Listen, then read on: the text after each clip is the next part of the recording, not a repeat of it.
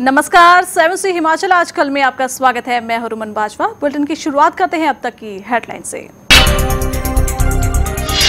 शांतिपूर्ण ढंग से मतदान संपन्न, करीब 63% पोल के साथ उम्मीदवारों के भाग्य का फैसला ईवीएम में किया। मतदाता सूची में नाम न होने से कई वोटर हुए परेशान, प्रशासन पर लगाया लापरवाही का आरोप। सरकार के खिलाफ फूटा पेंशनरों का गुस्सा, प्रदर्शन कर की सरकार की आलोचना। और पहाड़ों में लगा सैलानियों का तांता, गर्मी से निजात पाने के लिए पहुंचे वादियों में।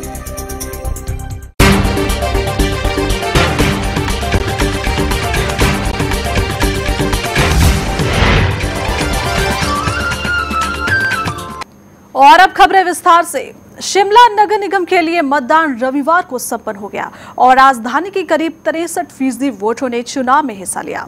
इसके साथ ही नगर निगम का चुनाव लड़ रहे सभी 95 उम्मीदवारों की किस्मत का फैसला ईवीएम में बंद हो गया और वोटों की गिनती सुबह 8 बजे से होनी है। नगर निगम चुनावों के लिए शहर में लोगों में खूब उत्साह देखा गया और लोग सुबह से ही वोट डालने के लिए मतदान केंद्रों पर पहुंचने शुरू हो गए थे। आपको बता दें कि शिमला नगर निगम के लिए हुए इस मतदान में 25 वार्डों के पार्षदों के अलावा मेयर व डिप्टी मेयर पद के लिए वोट डाले गए हैं। शिमला नगर निगम चुनाव में करीब 63% वोट पोल हुई है। इसी के साथ ही हिमाचल के एकमात्र शिमला नगर निगम के चुनाव लड़ रहे उम्मीदवारों का फैसला रविवार को ईवीएम में बंद हो गया है। शहर के विभिन्न वार्डों में सुबह से ही लोग वोट डालने के लिए लाइन में लगे रहे। इस चुनाव के लिए शहर के लोगों में खूब उत्साह भी देखा गया। शहर के उपनगर संजौली, कसुम्पटी, न्यू शिमला व छोटा शिमला व टूटू वार्ड में सुबह से ही लोग वोट डालने मतदान केंद्रों पर पहुंचे। महिलाओं, युवाओं व बुजुर्गों ने मतदान में हिस्सा लिया। इस बार वोटिंग का काफ़ी उत्साह है लोगों में और हम चाहते हैं कि जो काम करे वही कैंडिडेट आगे आए और लोगों की जो समस्याएं सुने और लोगों के लिए जो डेवलपमेंट का काम करे वही अच्छे कैंडिडेट आने चाहिए, जीतने चाहिए, जो कि शिमला का विकास करे। शिमला नगर निगम के लिए कांग्रेस के मेयर पद के उम्मीदवार मधु सूद, भाजपा से मेयर पद के उम्मीदवार डॉक्टर एस मिन्हास व माकपा के मेयर पद के उम्मीदवार संजय चौहान ने अपने अपने वार्ड में वोट डाले।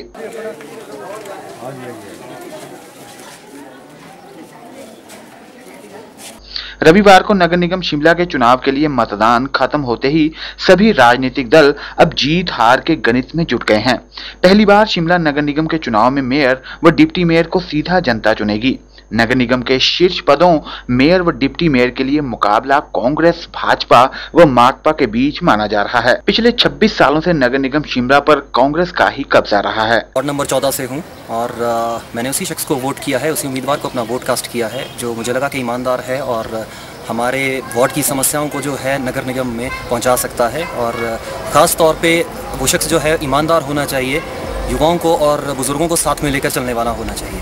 मैं वार्ड नंबर 12 से हूँ और मैं पहली बार वोट डाल रही हूँ और मैं इंडिपेंडेंट पार्टी जो कि सुनंदा करोल खड़ी है उनको सपोर्ट कर रही हूँ because I know she is very much loyal, बहुत डेडिकेटेड है और ईजी अप्रोचेबल है एंड मुझे लगता है कि वो किसी के साथ बाइस ना होते हुए सबके साथ इक्वल रहकर उनकी सबकी सोशल फैसिलिटीज़ को कंप्लीट करेंगे। शिमला नगर निगम चुनाव के लिए मतगणना सोमवार सुबह 8 बजे जिला उपायुक्त कार्यालय में होनी है।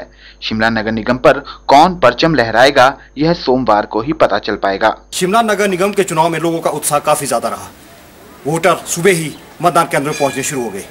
मतदान के साथ ही सभी प्रत्याशियों का भाग्यों का फैसला ईवीएम में बंद हो गया है। सोमवार दोपहर तक चुनावी नतीजे आने के साथ ही शिमला नगर निगम की तस्वीरें साफ हो जाएंगी। कैमरामैन अनीश के साथ भूपिंदर चौहान, हिमाचल आजकल, शिमला। इन चुनावों में एक और चीज देखने को मिली क्योंकि कई लोग मतदान केंद्रों तक पहुंचे तो वो मतदान नहीं कर पाए क्योंकि उनका नाम वोटर सूची में था ही नहीं। शिमला नगर निगम चुनाव में मतदान करने गए लोगों को उस समय परेशानी का सामना करना पड़ा जब उनका नाम मतदाता सूची में था ही नहीं। ऐसा ही एक मामला सामने आया कनलोग वार्ड में। इस वार्ड में जब एक परिवार वोट डालने मतदान केंद्र पर पहुंचा तो मतदाता सूची में उनका नाम ही नहीं था। वोटर लिस्ट में नाम नहीं, मैं सारी चेक कर दी है, 2 घंटे लगे हुए। इसमें मुझे अभी तक अपना नाम और मेरी वाइफ का, मेरे परिवार का 6 वोटर है, मेरे 6 का 6 कट गया हुआ है जी। Bureau report, Shimla, 7C Himachal आजकल।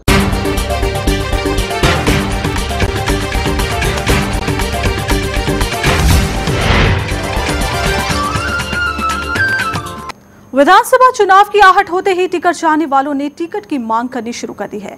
इसी के तहत कांग्रेसी नेता भुवनेश्वर गौड़ ने मनाली क्षेत्र से विधानसभा चुनाव लड़ने की इच्छा जाहिर की है।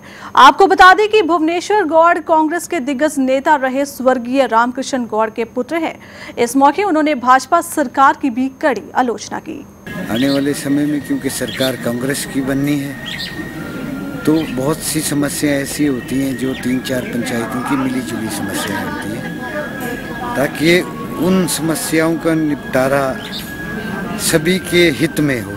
इन कमेटियों का गठन भी किया गया। हमने जगह जगह पे जाकर भारतीय जनता पार्टी की जो ये 4 वर्ष की नाकाम सरकार रही है, इसके बारे में लोगों को बताना शुरू कर दिया है। लोग जानते हैं कि पिछले 4 वर्षों में हमारे मनाली क्षेत्र में जो विकास चल रहा था वो रुक गया है, थम सा गया है। लोगों की अब यही आशा है कि आने वाले समय में सरकार कांग्रेस पार्टी की बने, हमारे मनाली विधानसभा क्षेत्र से पार्टी का नुमाइंदा इस सरकार में भागीदारी रहे। हमीरपुर में पेंशनरों का आक्रोश सरकार के खिलाफ फूट पड़ा है। प्रदेश भर से आए पेंशनरों ने यहां रैली निकालकर सरकार के खिलाफ जोरदार प्रदर्शन किया। पेंशनरों ने मांगे न माने जाने पर सरकार से नाराजगी जताई और चेताया कि यदि उनकी लंबित मांगे शीघ्र मानी नहीं गई तो वो आंदोलन तेज कर देंगे। प्रदेश से आए पेंशनरों ने हमीरपुर में प्रदर्शन कर सरकार के खिलाफ अपना गुब्बार निकाला। पेंशनरों ने आरोप लगाया है कि प्रदेश सरकार पिछले 4.5 सालों में उनकी मांगे नहीं मान पाई। उनका कहना है कि सरकार उनको पंजाब के आधार पर आर्थिक लाभ देने में आनाकानी कर रही है। इस मौके पर पेंशनर कल्याण संघ के अध्यक्ष बीडी शर्मा ने कहा कि पेंशनर सरकार के खिलाफ चरणबद्ध तरीके से आंदोलन करने की तैयारी करेंगे, लेकिन साथ में सरकार के साथ वार्ता के सभी रास्ते भी खुले हुए हैं। पेंशनर आज जो जिला धरनों की जो हमारी श्रृंखला चली है, आज 7वां जिला धरना है हमारा। 6 जिलों के हेडक्वार्टर के ऊपर इससे पहले धरने हो चुके हैं। ये धरने रोष धरने हैं, सरकार के विरुद्ध नहीं, सरकार और पेंशन को जगाने के लिए ये धरने दिए जा रहे हैं। ये याद दिलाई जा रही है सरकार को कुछ न कुछ वायदे किए हैं जो कि पंजाब आधार पर आर्थिक लाभ देने के लिए, तो वो लाभ वो हमें दें। इस अवसर पर पेंशनर कल्याण संघ के महासचिव टीडी ठाकुर ने कहा कि अफसरशाही प्रदेश की कमजोर आर्थिक स्थिति का हवाला देकर पेंशनरों की मांगे पूरा करने में आनाकानी कर रही है। उन्होंने कहा कि इस तरह की बात करना पेंशनरों के खिलाफ एक साजिश है जिसे किसी भी सूरत में बर्दाश्त नहीं किया जाएगा। ऐसे हमारा हिमाचल पेंशन कल्याण संघ है, गैर राजनीतिक संस्था है। अगर सरकार ने हमारी नहीं मानी तो हम इसको और उग्र करेंगे, वो भी शांतिपूर्वक तरीके से जैसा डेमोक्रेसी में होता है। लेकिन हमें उम्मीद है कि तुम सरकार हमें बुलाए, हम भी गारंटी रख देते हैं कहाँ पैसा है, कहाँ पैसे। ये कहते हैं कि आर्थिक संकट है, मैं कहता हूँ, मैं चैलेंज करता हूँ शक्ति एजुकेशन, शक्ति फाइनेंस को कि वो ब्लफ कर रहे हैं तुम सरकार को। वो नहीं चाहते हैं कि पेंशनर को कुछ मिले, अपने लिए इनके लिए सब कुछ है। पेंशनरों के लिए जब बारी आती है तो आर्थिक संकट का रोना रोया जाता है। सरकार ने यदि पेंशनरों की मांगे समय पर नहीं माननी तो वे आने वाले समय में एक बड़ा आंदोलन खड़ा कर सकते हैं। इससे सरकार की मुश्किलें और भी ज्यादा बढ़ सकती हैं। जसबीर कुमार, हमीरपुर 7C, हिमाचल आजकल। हिमुड़ा की रोड स्थित कॉलोनी बदतर हालत में है। कॉलोनी में जहां स्ट्रीट लाइटों जैसी मूलभूत सुविधाओं का अभाव है, वहीं सड़कों पर गड्ढे ही नजर आ रहे हैं। यही नहीं, कॉलोनी में सीवरेज लाइनों के चैम्बर खुले पड़े हैं जो यहां हादसों की दावत दे रहे हैं। स्थानीय लोग कॉलोनी में व्यापक समस्याओं को कई बार हिमुड़ा के समक्ष उठा चुके हैं, लेकिन समस्या जस की तस बनी हुई है। रोहड़ू में हिमुड़ा की कॉलोनी खस्ता हाल में है। कॉलोनी की सड़कों पर जगह जगह गड्ढे बने हुए हैं। यहाँ सीवरेज लाइनों के चैम्बर खुले हुए हैं और कई चैम्बर प्लाई के टुकड़ों से ढके हुए हैं। ये चैम्बर कभी भी हादसे का कारण बन सकते हैं।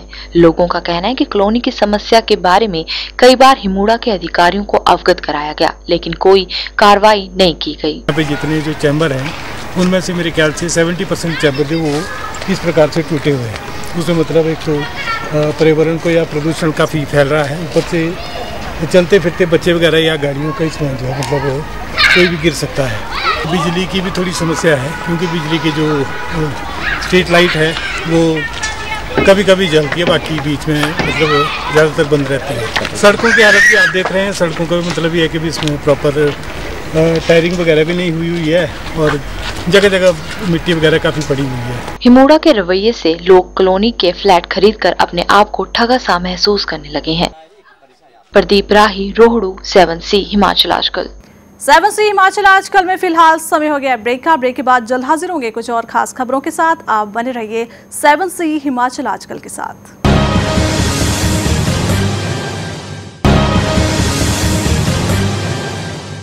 ब्रेक के बाद आपका एक बार फिर से स्वागत है।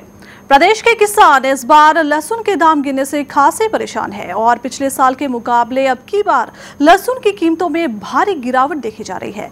दाम गिरने के कारण उत्पादक पैदावार पर आई लागत भी वसूल नहीं कर पा रहे। पेश है एक रिपोर्ट। अब की बार लहसुन के दाम गिरने से किसानों के माथे पर चिंता की लकीरें खिंच गई है। पूरे साल भर मेहनत करने के बाद भी किसानों को इसकी लागत के बराबर दाम भी नहीं मिल पा रहे हैं। किसानों के मुताबिक पिछले वर्ष जहां लहसुन मार्केट में 100 रुपए प्रति किलो के करीब बिक रही थी, वहीं अब की बार इसे 20 से 25 रुपए ही दाम मिल रहे हैं। इससे इनके सामने परिवार की जीविका उठाने की परेशानी भी सामने आ खड़ी हुई है। असर ऐसा है कि पिछले साल किसानों ने खरा रेट था लहसुन का, बहुत अच्छा रेट था, तो इस बार जो है जो नीचे रेट वो डाउन है और इस बार तो इनके पैसे भी पूरे नहीं, मतलब बीज के पैसे पूरे नहीं हो सकते। इस साल कम से कम 40-50 रुपए किलो बहुत डाउन हो गया जी। पहले इस वक्त रेट चला हुआ है 25-30 रुपए किलो जी। पिछले साल था 100 से 120 तक जी। एक वजह महंगाई से कृषि लागत दिनों दिन बढ़ रही है, वहीं मार्केट में कृषि उत्पादों के उचित दाम भी नहीं मिल रहे हैं। इससे किसानों की खेती छोड़ने की नौबत आ रही है। संदीप शर्मा, कुल्लू, 7C हिमाचल आजकल। पहाड़ों की रानी शिमला इन दिनों सैलानियों से गुलजार हो गई है। तपते मैदानों में लोगों ने गर्मी से राहत पाने के लिए सैलानियों ने पहाड़ों का रुख कर लिया है।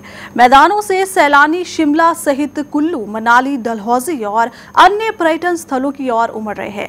इस दौरान न सिर्फ सैलानी गर्मी से राहत पा रहे हैं, वहीं यहाँ की प्राकृतिक खूबसूरती व सुंदरता का भी नजारा उठा रहे हैं। होटलों की बुकिंग आजकल फुल है और कारोबार भी बढ़ गया है, जिससे व्यापारी काफी खुश है। मैदानों में गर्मी का आलम यह है कि पारा 40 के पार जा चुका है, लेकिन पहाड़ों में अभी भी 25 से 30 के मध्य ही है। हालांकि दोपहर में पहाड़ भी तपने लगे हैं, लेकिन सुबह शाम मौसम सुहाना बना हुआ है। आने वाले सैलानी यहाँ के नज़ारों को बेहद पसंद करते हैं और बार बार यहाँ आना चाहते हैं।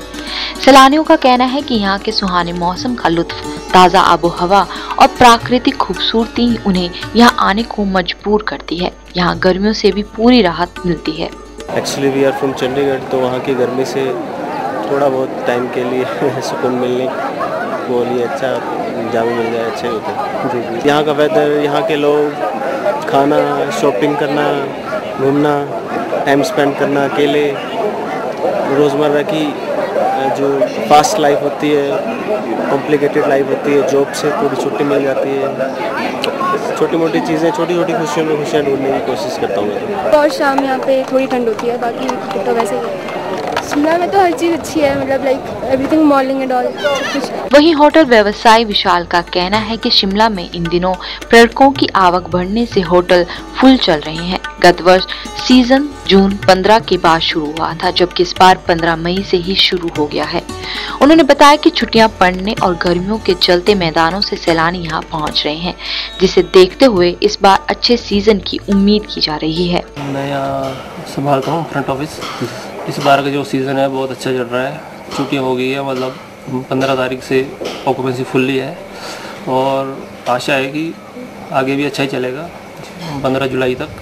टूरिस्ट तो 4-5 होटल है सर, फुल्ली चले हुए सारे। उम्मीद है कि पिछले साल से अच्छा ही होगा। पिछले साल जून में चला था, इस बार 15 मई से चल पड़ा है। गौर हो कि हिमाचल विश्व मानचित्र पर पर्यटन राज्य के रूप में पहचान बना चुका है। यहाँ की आर्थिकी का मुख्य साधन भी पर्यटन ही है। शिमला में ही करीब 500 छोटे बड़े होटल हैं और हजारों लोग इस व्यवसाय से जुड़े हैं। हर वर्ष यहाँ 1 करोड़ से ज्यादा सैलानी पहुँचते हैं। इससे न केवल यहाँ के स्थानीय लोगों का व्यवसाय फलता है, बल्कि राज्य के खजाने में भी आर्थिकी के रूप में काफी पूंजी जमा हो जाती है। जगमोहन शर्मा, शिमला, 7C हिमाचल आजकल। सूरज की गर्मी से जहां आम लोगों का पसीना निकल रहा है, वहीं इससे जंगल भी झुलस रहे हैं। सोलन के जंगलों में भी इन दिनों भयानक आग लगी हुई है और आग से लाखों के पेड़ पौधे व वन संपत्ति जलकर स्वाह हो गई है। आग सेंचुरी एरिया ज्यादा प्रभावित हुआ है, जहां इसकी चपेट में जीव जंतु भी आ रहे हैं। सोलन के साथ लगते शिल्ली चंबा घाट, जराश, देवठी, बड़ोग और कसोली के जंगल इन दिनों आग से दहक रहे हैं। आग बुझाने के लिए हालांकि अग्निशमन की गाड़ियां लगाई गई हैं, लेकिन इससे केवल सड़कों के साथ लगते जंगलों में ही आग को बुझाया जा सकता है। अग्निशमन विभाग के अधिकारियों की माने तो विभाग वनों में लगी आग को बुझाने का पूरा प्रयास कर रहा है। आजकल सोलन के इर्द गिर्द बहुत ज्यादा फायर केस हो रहे हैं, जिसमें ज़्यादातर तो फॉरेस्ट फायर हो रहे हैं, जिससे बहुत सी वन संपदा नष्ट हो रही है। तो हमारा लोगों से यही अनुरोध है कि अगर फायर लगती है तो कम से कम अपना सहयोग आग को बुझाने में अवश्य दें, ताकि जान और माल का ज़्यादा नुकसान होने से बचाया जा सके। क्योंकि जितने में फायर सर्विस वहाँ पे पहुँचेगी, अगर लोकल लोग वहाँ पे इकट्ठे होकर उस आग को बुझाने की कोशिश करेंगे तो शायद बहुत जल्दी आग बुझ जाएगी और नुकसान होने से बच जाएगा। वनों में लगी आग बुझाने के लिए लोगों को भी प्रशासन को अपना सहयोग देना चाहिए, तभी इस बहुमूल्य धरोहर को आग से बचाया जा सकता है। मनीष शारदा, सोलन, 7C हिमाचल आजकल। अराजपत्रित कर्मचारी महासंघ सरकार से नाराज है। कारण है सरकार उनके वित्तीय लाभ देने से नाकाम रही है और सरकार ने उनके संशोधित वेतनमान का एरिया भी टुकड़ों में बांट कर दिया है। यही नहीं, सरकार ने उनके भत्ते भी पूरे जारी नहीं किए हैं। अराजपत्रित कर्मचारी महासंघ ने सरकार पर आरोप लगाया है कि वह कर्मचारियों को उनके वित्तीय लाभ देने में नाकाम रही है। शिमला में पत्रकारों से बातचीत में कर्मचारी महासंघ के महासचिव SS जोगटा ने कहा कि सरकार ने कर्मचारियों के संशोधित वेतनमान का एरियर टुकड़ों में बांट कर दिया। यही नहीं, संशोधित भत्ते भी सरकार ने पूरे जारी नहीं किए। उन्होंने कहा कि जो थोड़े संशोधित भत्ते भी जारी किए हैं, उससे कर्मचारियों को कोई विशेष लाभ नहीं मिला। कर्मचारी समझते हैं कि सरकार, वर्तमान प्रदेश सरकार ने हमारे साथ किया, बेइंसाफी किए, कर्मचारियों को समय रहते भत्ते नहीं दिए, कंप्लीट एक मुश्त एरिया नहीं दिया, किसी भी प्रकार का पंजाब के बेस पर भी नहीं दिया। अलग से तो प्रदेश सरकार ने क्या देना। प्रदेश सरकार का स्वागत हम तब करते हैं, हमारे को विरोध करने की आवश्यकता नहीं है। हम, क्योंकि हमारा नॉन पॉलिटिकल ऑर्गेनाइजेशन है प्रदेश के अंदर, हम किसी का विरोध नहीं करते। लेकिन जो सरकार, जो पार्टी कर्मचारियों की हितैषी नहीं होगी, तो जो रेस्टलेसनेस जो कर्मचारियों में छाई है, उसका कर्मचारियों जो है बदला जरूर लेंगे। विधानसभा चुनाव नजदीक आते ही विभिन्न संगठनों ने सरकार पर अपनी मांगों संबंधी दबाव बनाना शुरू कर दिया है, ताकि चुनाव से पहले सरकार पर दबाव बनाया जा सके। ब्यूरो रिपोर्ट, 7C हिमाचल आजकल। बढ़ते हैं अगली खबर की ओर। खबर है चंबा से, जहां विकलांगों ने सरकार से सुविधाएं देने की मांग की है। विकलांगों ने चंबा में बैठक कर सरकारी कार्यालयों में काम निपटाने के लिए उनकी प्राथमिकता न देने पर नाराजगी जताई है। और क्या क्या थी विकलांगों की मांगे, देखते हैं इस रिपोर्ट में। विकलांगों ने चंबा में एक बैठक कर सरकार से सुविधाएं देने की मांग की है। इस बैठक में जिला भर से आए विकलांगों ने भाग लिया। विकलांगों ने सरकारी कार्यालयों में काम निपटाने के लिए उनको प्राथमिकता न देने पर नाराजगी जताई। उनका कहना था कि इससे उनको भी आम लोगों के साथ कतारों में खड़ा होना पड़ रहा है। उनका यह भी कहना था कि बसों में सीटें आरक्षित न होने के कारण वे खड़े होकर सफर करने के लिए मजबूर हैं। इसके अलावा विकलांगों ने बैंकों से ऋण लेने में आ रही परेशानियों का भी जिक्र किया। विकलांगों ने सरकार से मांग की कि संबंध में आवश्यक कदम उठाए जाए। 2005 से जो है इसकी स्थापना हुई थी, जो पिछड़े क्षेत्र हमारे ब्लॉक जो है सुलनी में काम कर रहा था, जिसका जो पंजीकरण जो है 18/4/2006 में हुआ था। और हमने जो है विकलांगों के लिए बहुत से कार्य किए हुए हैं, जो कि आज हमारे जो विकलांग साथी अभी भी मतलब बहुत सारे जो है मतलब पिछड़े हैं। कईयों के तो ऐसे जो हैं जो अपने घर से बाहर नहीं निकले हैं, जो चलने में भी असमर्थ हैं और जिनकी आर्थिक स्थिति भी बड़ी दयनीय है। और उनके लिए जो हम जो बहुत सारी एक्टिविटी करते हैं, जैसे ब्लॉक स्तर में जो है मेडिकल कैंप्स लगवाना, उनको विकलांगता प्रमाण पत्र दिलवाना और बहुत सी सरकारी योजनाओं के साथ, सहूलियतों के साथ जोड़ना। जरूरत है सरकार को विकलांगों की मांगों संबंधी कोई ठोस फैसला लेने की, ताकि शारीरिक कोपी का शिकार इन लोगों की जिंदगी में खुशियां आ सके। हेम सिंह ठाकुर, चंबा 7C, हिमाचल आजकल। नाहा स्कूल में पर्यावरण समिति का वार्षिक कार्यक्रम आयोजित किया गया, जिसमें स्कूली छात्रों ने रंगारंग कार्यक्रम भी प्रस्तुत किए। इस मौके लोगों को सामाजिक कुरीतियों के बारे में जागरूक करने के लिए यहां एक प्रदर्शनी भी लगाई गई।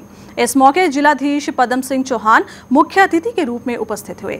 आज यहाँ एनवायरमेंट के जो वार्षिक उत्सव है, उसके अवसर पर यहाँ पोस्टर्स और कॉलेज का एक कंपटीशन किया गया, जिसमें बच्चों के बहुत सुंदर उनसे निर्मित चित्र जो हैं वो रखे गए हैं, और जो समाज की ज्वलंत समस्या हैं उन सभी को ऑलमोस्ट इन्होंने टच किया है। इसके लिए मैं डॉक्टर जोशी और जो इनकी टीम है उनको सभी को बधाई देता हूं कि इन्होंने एनवायरनमेंट के विषय में और दूसरी जो समाज की ज्वलंत जो बुराइयां हैं उनके विषय में काफ़ी जानकारी इन्होंने उसको डिसेमिनेट करने का प्रयास किया है। 7C हिमाचल आजकल में फिलहाल इतना ही। जाते जाते नजर डाल लेते हैं हेडलाइंस पर।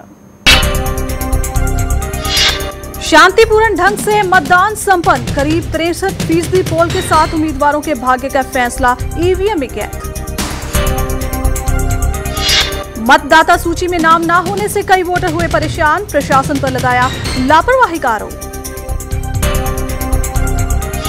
सरकार के खिलाफ फूटा पेंशनरों का गुस्सा, प्रदर्शन कर की सरकार की आलोचना। और पहाड़ों में लगा सैलानियों का तांता, गर्मी से निजात पाने के लिए पहुंचे वादियों में। 7C हिमाचल आजकल में फिर हाजिर होंगे ताजा 3 खबरों के साथ। तब तक के लिए मुझे रुमन बाजवा को दीजिए इजाजत। नमस्कार।